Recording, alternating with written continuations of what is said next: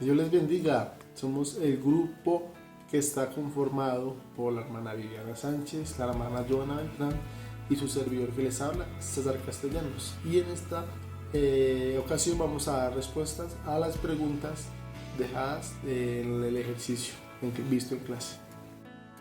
Dios les bendiga. La primera pregunta es: ¿la Trinidad es una doctrina católica? Antes de iniciar, quiero aclarar que el expositor de esos mitos en contra de la doctrina del nombre, en el transcurso de su video, no utiliza un respaldo bíblico y denota que se basa únicamente en lo que piensa. Ya abordando la primera pregunta, quiero aclarar que en el Antiguo Testamento no habla de Trinidad. De hecho, en Deuteronomio capítulo 6, versículo 4 lo demuestra. En Isaías 44, verso 8 dice: no hay Dios sino yo, no hay fuerte, no conozco ninguno.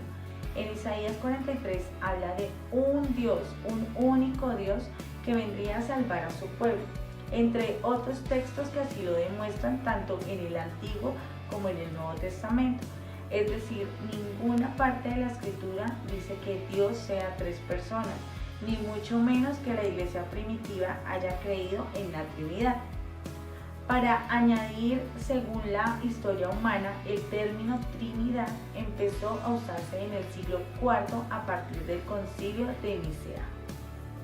Dios les bendiga.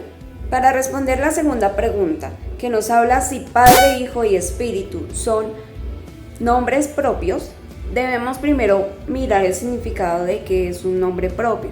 Y un nombre propio nos habla de que es un nombre que se le aplica a una persona, animal o lugar para distinguirlos de otros parecidos. Es decir, quiero poner un ejemplo con mi padre. Mi padre se llama Antonio, pero él también es padre, es hijo y también es un espíritu, es esposo, es trabajador, pero a él no lo llaman como padre o como hijo, no le dicen hijo te necesito, porque sería como decir ¿cuál de todos los hijos? Todos tenemos muchos hijos, pero él se llama Antonio, de esta manera lo llaman cuando lo necesitan. Asimismo, el Señor nos ha dado un nombre que es sobre todo nombre, como lo dice el libro de los Hechos, capítulo 4, versículo 12, y en ningún otro hay salvación, porque no hay otro nombre bajo el cielo dado a los hombres en el que podamos ser salvos. Es verdad, es un nombre humano, pero es el único nombre que nos fue dado para invocar a este ser sobrenatural. Dios los bendiga.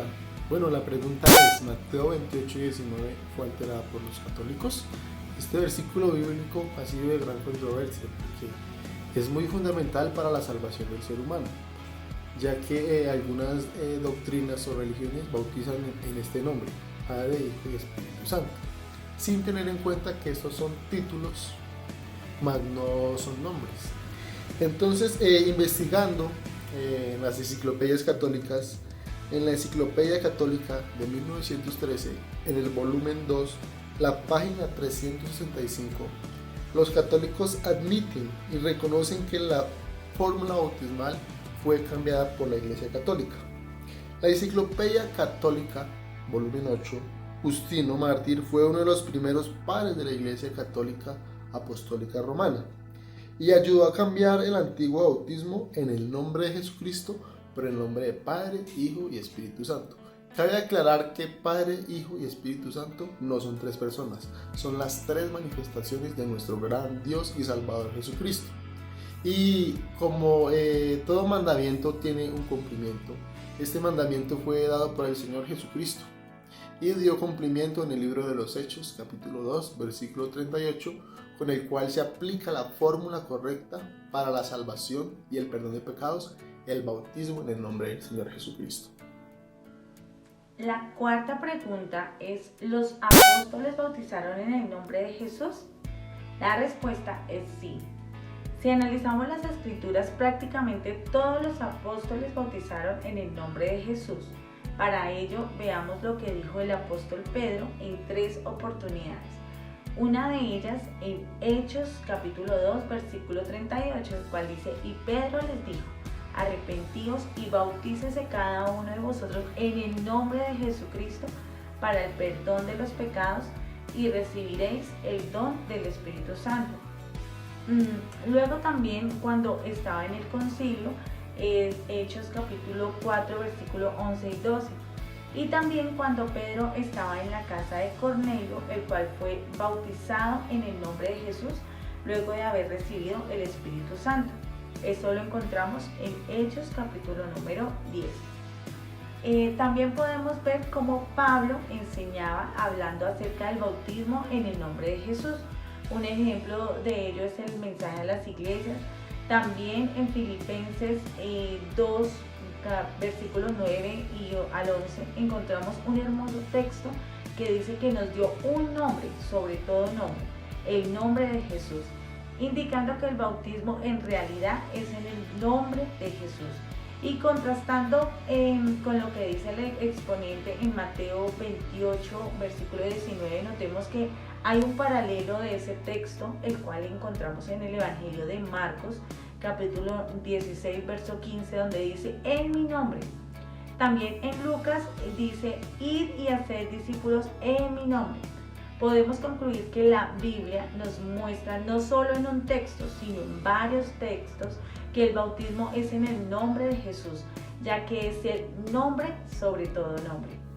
Para responder la siguiente pregunta que dice, dicen que Dios es uno, basados en Deuteronomio 6:4, debemos primero aclarar algo, y es que no solamente nos basamos en el libro de Deuteronomio capítulo 6, verso 4, que nos dice que claramente que Dios es uno, sino que podemos ir desde Génesis hasta Apocalipsis aclarando esta gran verdad, ya que de un solo versículo no podemos sacar una doctrina, es imposible. Y el Antiguo Testamento, o mejor, el Nuevo Testamento es el cumplimiento del Antiguo Testamento, así que debemos hacer un comparativo de ciertos versículos, ya que no los podemos abarcar todos en este video. Para empezar, podemos ver en Isaías capítulo 45, versículo 5, dice, yo Jehová, y no hay ninguno más, no hay un Dios fuera de mí. Pero en el libro de Juan podemos ver en el capítulo 1, versículo 1, que dice, en el principio era el verbo era con Dios y el verbo era Dios. Si hablamos de quién era el verbo, podemos decir que era Jesús. Pero entonces, si Jesús es Dios, ¿cómo es que el Señor dice en el Antiguo Testamento en Isaías, yo Jehová y no hay Dios fuera de mí? El segundo versículo que quiero que miremos está en Isaías 43, versículo 10 al 11, que dice el Señor, fuera de mí no hay quien salve. Pero claramente vemos en Mateo capítulo 1, versículo 21, que el ángel le dice a María, y llamará su nombre Jesús, porque él salvará a su pueblo de sus pecados, es decir, es el mismo Dios.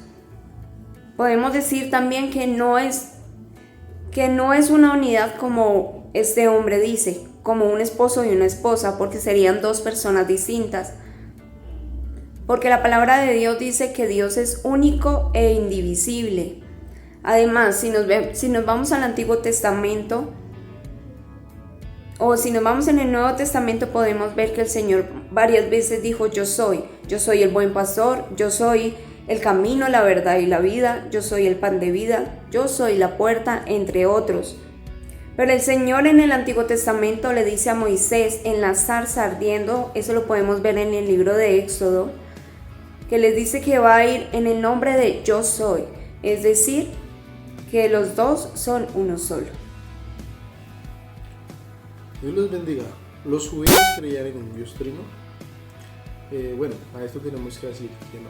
Los judíos siempre han creído en un Dios único. Y la palabra de Dios lo enfatiza mucho y se lo da a conocer mucho. En Deuteronomio 32, 39 dice, ved ahora que yo soy, y no hay dioses conmigo. Yo hago morir y yo hago vivir. Yo hiero y yo sano. Y no hay quien más pueda librar de mi mano. También nos podemos encontrar en la palabra de Dios, en el Evangelio según San Marcos, capítulo 29, que Jesús les responde. El primer mandamiento de todos es, oye Israel, el Señor nuestro Dios, el Señor uno es. Entonces, podemos decir que Dios es uno, único, y no hay nadie más como Él. Dios no puede dividirse, Dios es indivisible. Entonces es importante tener en cuenta que nuestro Dios es un ser sobrenatural, es un ser especial y Él es espíritu. Dios no es una persona. Dios les bendiga. Bueno, ya para concluir, la pregunta que tiene que ser revelada a las Escrituras para entender esto tan grande como es el Evangelio de nuestro Señor Jesucristo.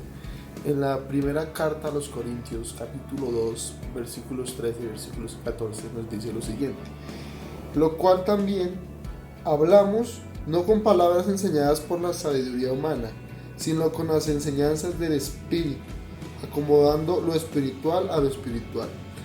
Pero el hombre natural no percibe las cosas que son del Espíritu de Dios, porque para él son locura y no las puede entender porque se han de discernir espiritualmente.